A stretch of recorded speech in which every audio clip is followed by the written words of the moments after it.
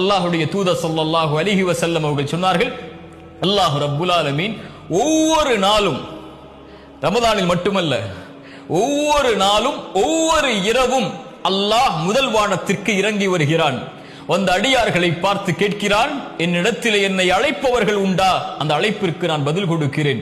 என்னிடத்திலே மன்னிப்பை தேடுபவர்கள் உண்டா? அந்த மன்னிப்பிற்கு, அந்த பாவங்களுக்கு நான் மன்னிப்பை வழங்குகிறேன் என்று அல்லாஹ் என் பிறப்பு என் இறப்பு வரும் வரை, இந்த உலகம் தொடங்கி இந்த உலகம் முடியும் வரை ஒவ்வொரு அடியானுக்கும் இந்த வாய்ப்பை அல்லாஹ் ரப்புல் ஆலமீன் ஒவ்வொரு இரவும், கவனத்தில் எடுங்கள், ஒவ்வொரு இரவும் அல்லாஹ் அழைக்கிறான்.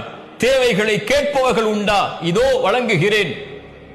மன்னிப்பை கேட்பவர்கள் உண்டா?